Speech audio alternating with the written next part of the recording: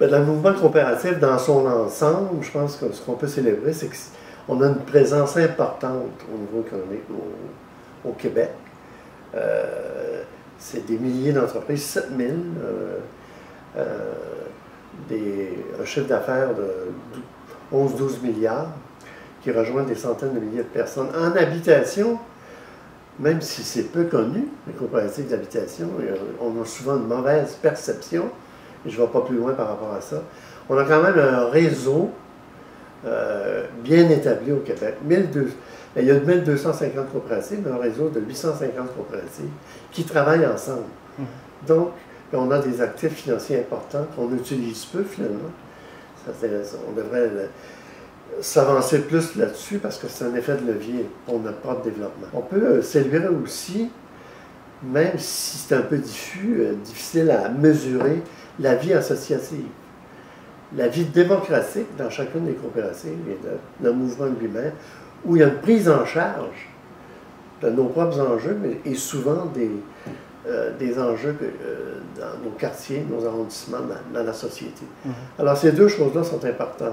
Et nos assises économiques et la vie démocratique, je pense que en soi, c'est une éducation de la citoyenneté, et on devrait le propager. Ce qu'on fait peu, selon moi, mais ça va être... au 2012, c'est l'occasion. Moi, c'est les principes que je crois. Okay? L'inclusion, la mixité sociale, okay? Économique, l'éducation, okay? L'information aux gens, puis le renouvellement de la société. Nous autres, on peut célébrer la chance d'être partie prenante de ce mouvement-là, d'être d'une coopérative d'habitation. Tantôt, vous êtes venu chez nous, dans notre coop, vous avez vu, il y a des jeunes, il y a du monde, c'est vivant, ça se parle, ça échange, il y a toutes sortes de gens, toutes sortes de classes sociales, on s'enrichit un l'autre. Je crois beaucoup au partage. C'est sûr que la coopérative me sied, parce que je ne crois pas au profit à tout prix. Je vois pas, j'ai jamais été, puis je ne serai jamais comme ça.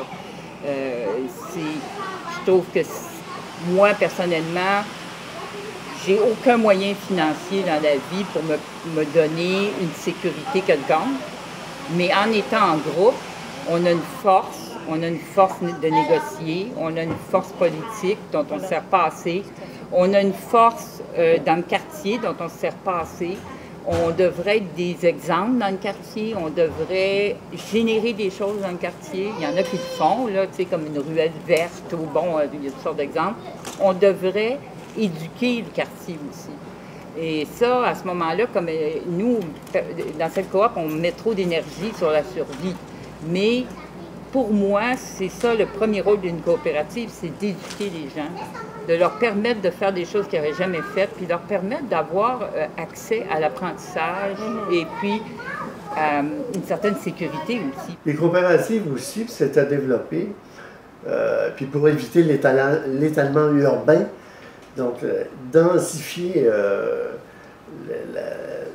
les lieux de résidence sur l'île de Montréal, mais en particulier pour je parle de mon arrondissement, mais ça pourrait se retrouver dans d'autres régions, dans d'autres villes.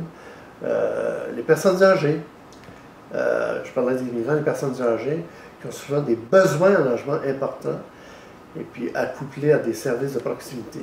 Je pense qu'un milieu urbain, comme un milieu rural, mais un milieu urbain, c'est important parce que les personnes âgées sont souvent seules, isolées. Et une coopérative, c'est salutaire pour eux. Les coops, c'est quelque chose qui améliore la société. Puis ça, on ne dit pas assez, c'est que la société ne fait pas que donner aux coops. Elle retire beaucoup. Les mouvements coopératifs sont nés de ça, de l'entraide, toutes ces choses-là. Je pense par exemple à Desjardins. Ben, comment c'est né les caisses populaires Desjardins? C'est un besoin des gens, les moins nantis, d'avoir du crédit. Personne ne voulait leur prêter du crédit, donc ils se font former des petites caisses. C'est l'origine quasiment du microcrédit même. Hein? Donc ça, c'est des valeurs importantes. Puis ça a changé notre société.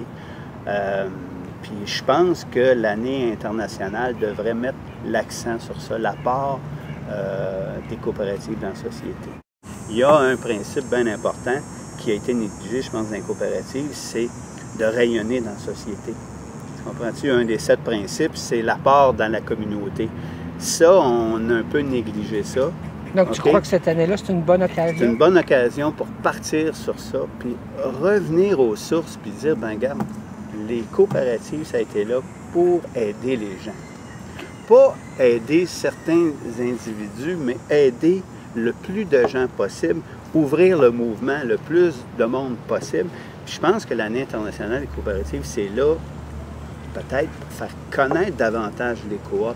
Comment tu vois le colloque d'orientation de la CQCH qui est prévu pour le mois de novembre, dans cette optique-là, de valoriser le modèle coopératif, de célébrer? Est-ce que c'est une occasion?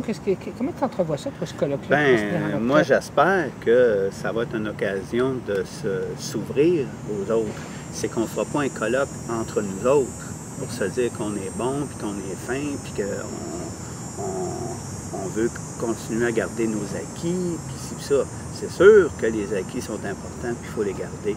Mais il va falloir qu'on ouvre ça. Il va falloir qu'on aille vers la société. Et je pense que la Fédération a un rôle à jouer. Dans le sens de la représentation, on en a beaucoup parlé, qu'on parle de nous plus dans les journaux, qu'on éduque les gens par rapport aux coopératives. Puis comme j'ai dit, moi, ce que je trouve, il y a une lacune, c'est le lien entre les coopératives, même entre les coopératives d'habitation.